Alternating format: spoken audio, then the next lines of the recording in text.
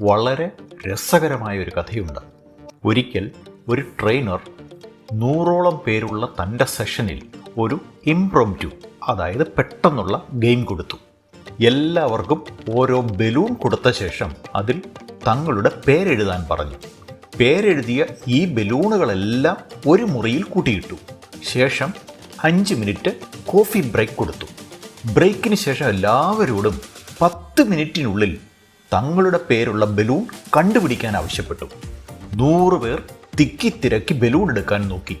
10 minute കഴിഞ്ഞിട്ടും ഒറ്റയാളിനും സ്വന്തം പേരിലുള്ള ബലൂൺ കണ്ടുപിടിക്കാനായില്ല. നിരാശരായി വന്നിരുന്ന അവരോട് അദ്ദേഹം പറഞ്ഞു, വിഷമിക്കേണ്ട, നമുക്ക് മറ്റൊരു വഴി നോക്കാം. അടുത്ത 3 മിനിറ്റ് കൊണ്ട് നിങ്ങളെല്ലാവരും കയ്യിൽ കിട്ടുന്ന ഓരോ ബലൂൺ വീതം എടുത്ത് പുറത്തു വരിക. അതിനുശേഷം ആ ബലൂണിൽ എഴുതിയിരിക്കുന്ന പേര് വിളിച്ച് അത് ആരുടെ പേരാണോ അവർക്ക് കൊടുക്കുക. വെറും 5 മിനിറ്റിനുള്ളിൽ എല്ലാവരുടെ കയ്യിലും സ്വന്തം പേരിലുള്ള ബലൂൺ എത്തി. അപ്പോൾ ട്രെയിനർ അവരോട് ചോദിച്ചു, ഇതിൽ നിന്നും എന്ത് പാഠം പഠിച്ചു? പലരും പല മറുപടികൾ പറഞ്ഞപ്പോൾ അദ്ദേഹം ഇങ്ങനെ ഉപസംഹരിച്ചു, നമ്മുടെ മനുഷ്യ സഹജമായ സ്വഭാവം സ്വന്തം സന്തോഷം തേടി വേണ്ടതും വേണ്ടാത്തതുമായ തിരക്കുകൂട്ടി എന്തൊക്കെയോ കാട്ടിക്കൂട്ടുന്നു. എങ്ങുമെത്താതെ നിരാശരായി മുന്നോട്ട് ജീവിക്കുന്നു. താൻ ആവർത്തിച്ചു കൊണ്ടിരിക്കുന്ന തെറ്റ് ശരിയാണ് എന്ന് ചിന്തിച്ച്. എന്നാൽ അതിനു പകരം പരസ്പരം സഹായിച്ചും സഹകരിച്ചും ചെയ്യാവുന്ന ഒരു എളുപ്പ വഴിയുണ്ട് എന്ന സത്യം മനസ്സിലായാൽ സ്വാർത്ഥത വെടിഞ്ഞ് നല്ല മനുഷ്യരാകുമ്പോൾ, മറ്റുള്ളവരെ സഹായിക്കുമ്പോൾ നമുക്ക് നാം പ്രതീക്ഷിക്കാത്ത പല പ്രയോജനങ്ങളും ലഭിക്കുന്നു. ഞാൻ ഈ കഥ പറയാൻ കാരണം, കഴിഞ്ഞ കുറേ മാസങ്ങളായി ഞാൻ എൻ്റെ അറിവും കഴിവും ഉപയോഗിച്ച് വളരെ ലളിതമായി മണി മാനേജ്മെൻറ്റ്, മോട്ടിവേഷൻ അടക്കം പല കഥകളും സംഭവങ്ങളും വീഡിയോകളുണ്ടാക്കി ഈ ചാനലിൽ പബ്ലിഷ് ചെയ്തു. പലതും ഞാൻ തന്നെ സ്വയം വീണ്ടും വീണ്ടും കാണാൻ ഇഷ്ടപ്പെടുന്ന നല്ല വ്യത്യസ്തമായ വീഡിയോകൾ.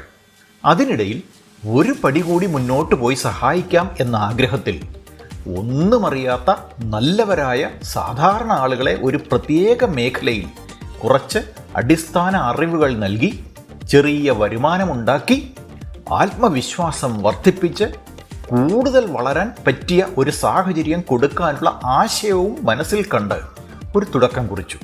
എന്നാൽ അതിൽ വന്ന ചുരുക്കം ചിലർ മുകളിൽ പറഞ്ഞ കഥയിലെ പോലെ എൻ്റെ ആത്യന്തികമായ ഉദ്ദേശം എന്താണ് എന്നറിയാതെ, അവർക്ക് വ്യക്തിപരമായി ഒരു മിച്ചവും കിട്ടാത്ത, എന്നാൽ എന്നെ മാനസികമായി വളരെയധികം വിഷമിപ്പിച്ചു, വ്യക്തിപരമായ ദോഷങ്ങളുണ്ടാക്കി, കുറെ തെറ്റിദ്ധാരണ പരത്തി, ബന്ധങ്ങൾ നശിപ്പിച്ച് പുറത്തുപോയി.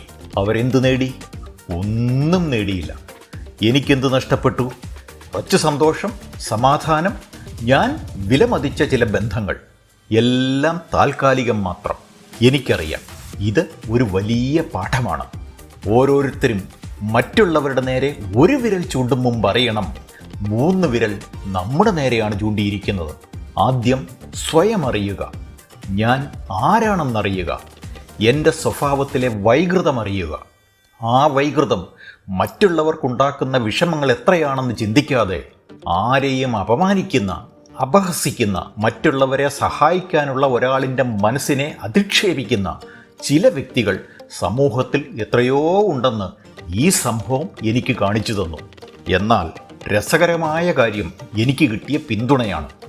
ഏകദേശം 800ഓളം പേരിൽ 80% എൻ്റെ സത്യസന്ധത, ആത്മാർത്ഥത, സഹായിക്കാനുള്ള മനസ്സ് ഇവ മനസ്സിലാക്കി നല്ല വാക്കുകൾ പറഞ്ഞും നല്ല പിന്തുണ നൽകിയും ഇന്നും എന്നോടൊപ്പം തുടരുന്നു.